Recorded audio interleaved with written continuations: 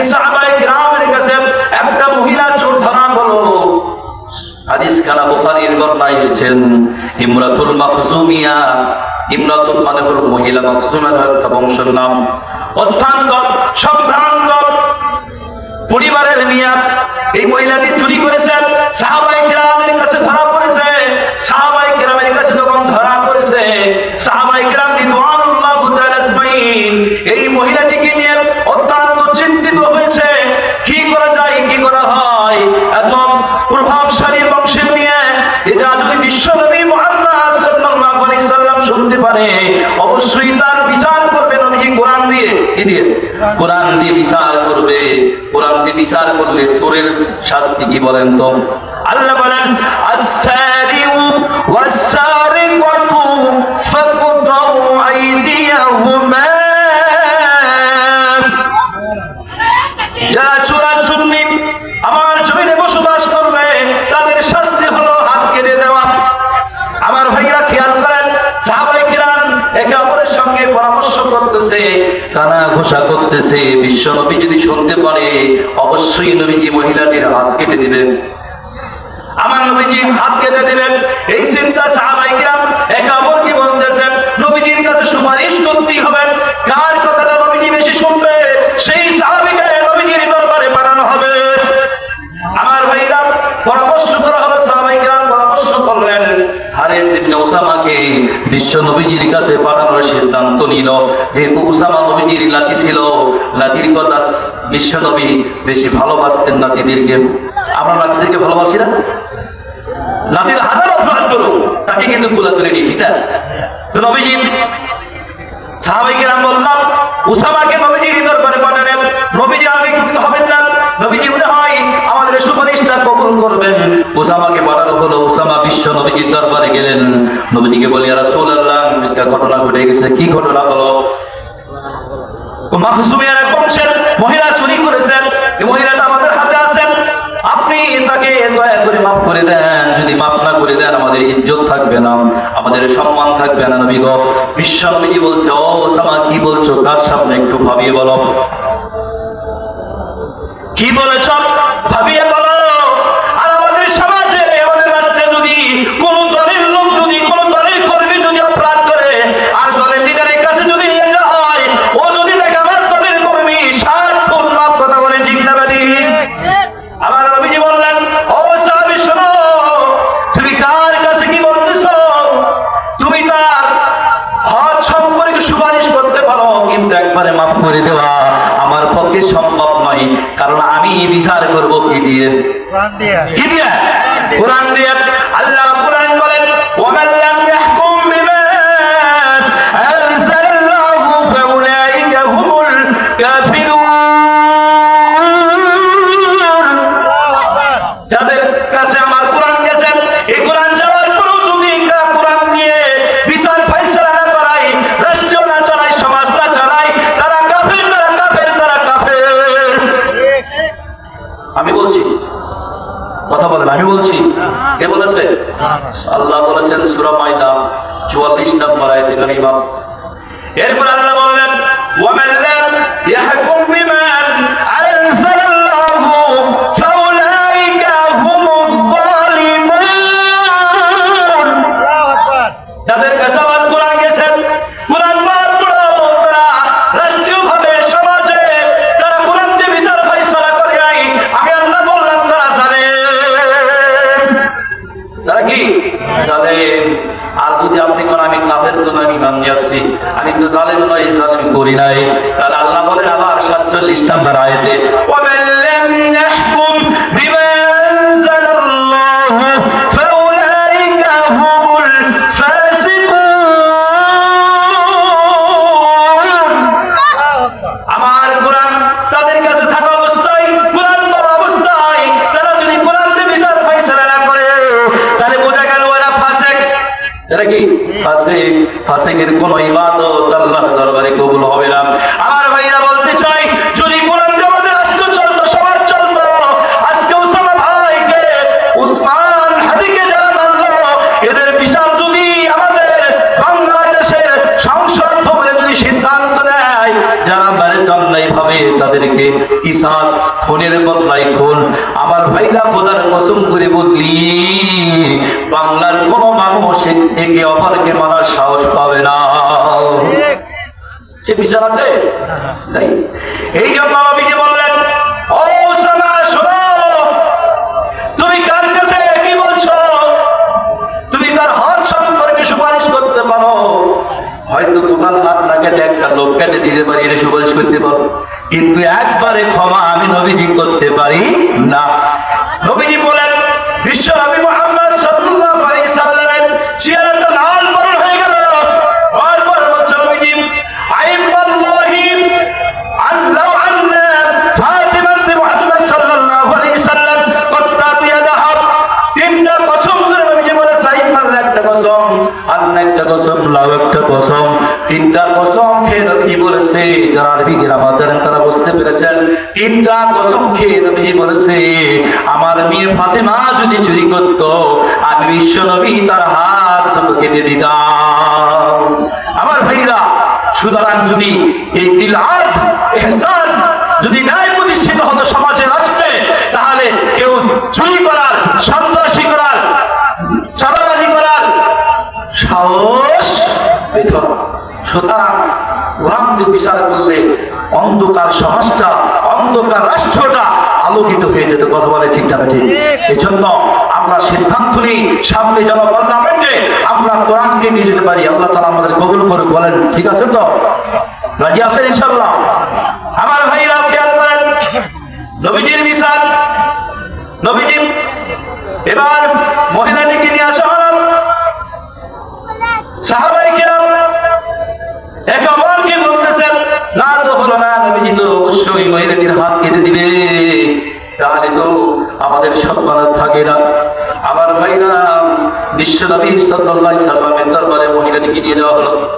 মহিলাটি থরথর করে কাঁপতেছেন, ভয়ে ভীতু হয়েছেন, অপরাধ করেছে, নবীজির কাছে কাউকে মিনতিও করছে, কিন্তু নবীজি তারপরও তাকে ছাড় দেন নাই।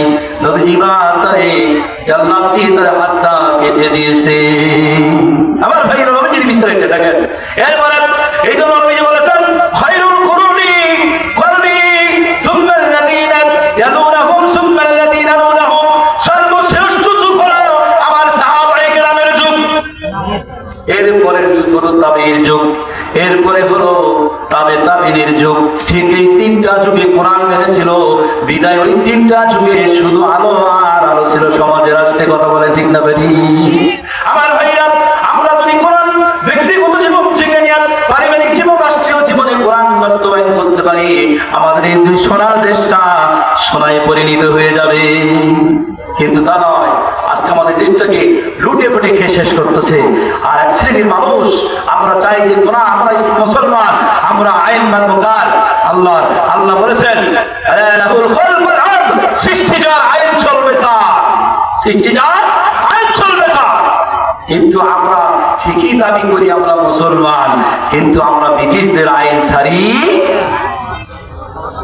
মসজিদে আছে আল্লাহর আইন, নামাজের বেলা আল্লাহর আইন, হজের বেলা আল্লাহর আইন, রোজার বেলা আল্লাহর আইন, কিন্তু রাষ্ট্র চলার সময় ব্রিটিশদের আইন।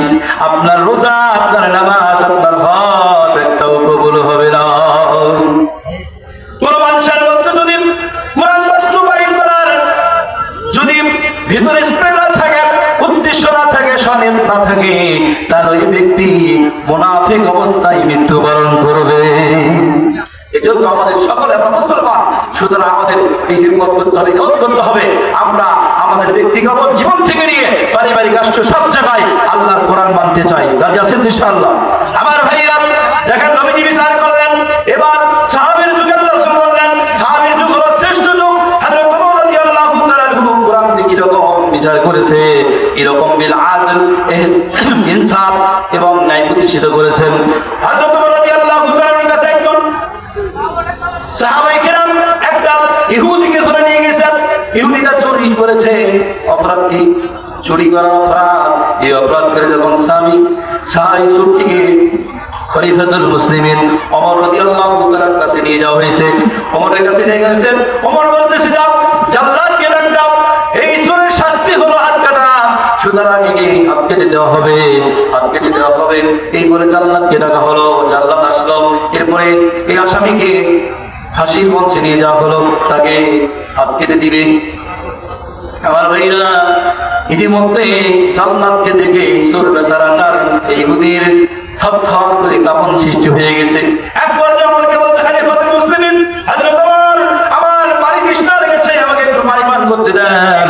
পানি পান করার জন্য যখন সে প্রস্তাব দিল, এক পেয়ালা পানি নিয়ে আসা হলো, পানি দেওয়া হলো। তখন পানিটা নিয়ে সে আরো থরথর করে কাঁপতেছে। কি করতেছে?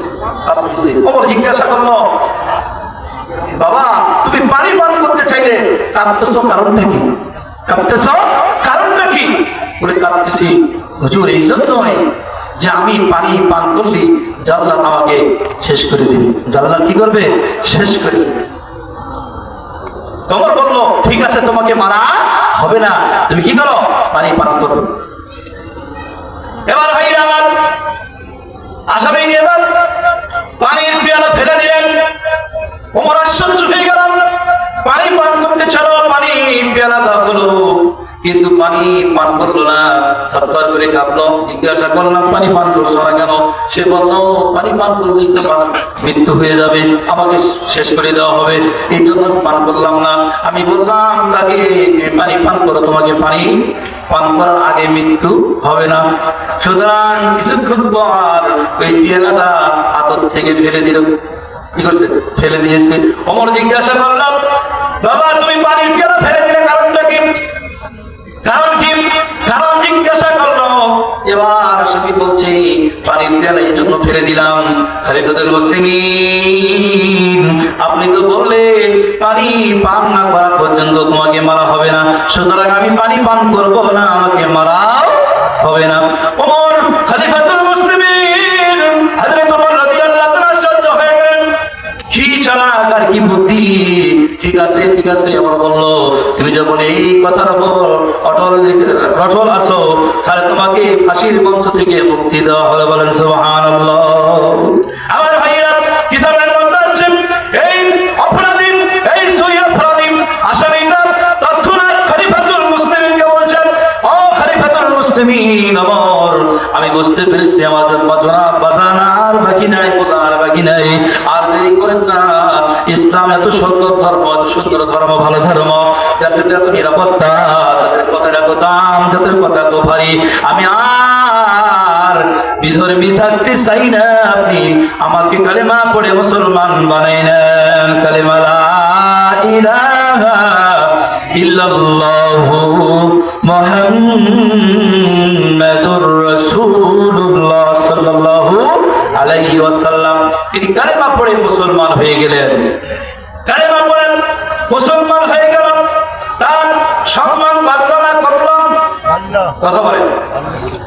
কালেমা পড়ে যখন মুসলমান হয়ে গেল, সম্মান আল্লাহর কাছে বাড়ছে না কমছে?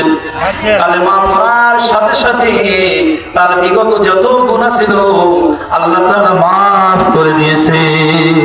আমার ভাইরা, কথা হলো, একজন বিধর্মী যদি একবার কালেমা পড়ার কারণে আল্লাহ তাআলা তার জীবনে সব গুনাহ মাফ করে দিতে পারে, তার আমরা মুসলমান হয়ে যদি ভুল কারণে শয়তানের ওয়াসওয়াসা করে যদি গুনাহ করি, আল্লাহ তাআলা আমাদের মাফ করবে কিনা? মাফ করবে কিনা?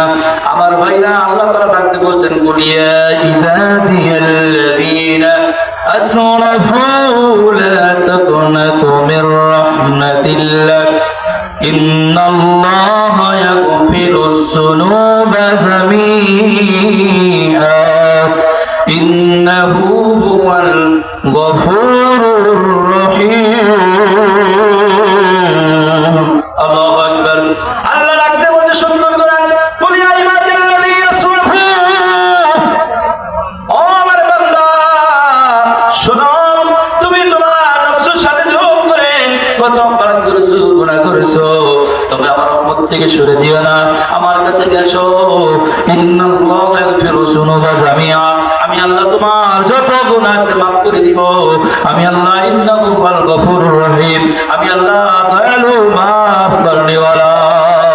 এই জন্য আমার ভাইরা, আমরা বিগত জীবনে যা করেছি, রামপন্থী বামপন্থী যা করেছি, শপথ করি, নিয়ত করে নি, আমরা তওবা করি, বাকি জীবনটা কোরআনের পথে, ইসলামের পথে রাজি আছেন ইনশাআল্লাহ? যা করেছেন আল্লাহ মাফ করবে কিনা? এই জন্য আল্লাহ সবগুলো মাফ করে দিবে। আমার ভাইরা সিদ্ধান্ত নেন, আগামীর বাংলাদেশ হবে কোরআনের বাংলাদেশ। রাজি আছেন? আগামীর বাংলাদেশ হবে কোরআনের বাংলাদেশ, ইসলামের বাংলাদেশ, আলেম ওলামাদের বাংলাদেশ ইনশাআল্লাহ। আমার ভাইরা, এই জন্য আমরা যত গুনাহ করেছি আল্লাহ মাফ করার সুযোগ দিয়েছে। তবে এই সুযোগে যদি আমরা কোন সময় হবে এই সময়টি কারো জানা আছে? জানা আছে? জানা নাই? এই জন্য আসুন আমরা ফিরে আসি, আমরা কোরআনের পথে ফিরে আসি। আমার ভাই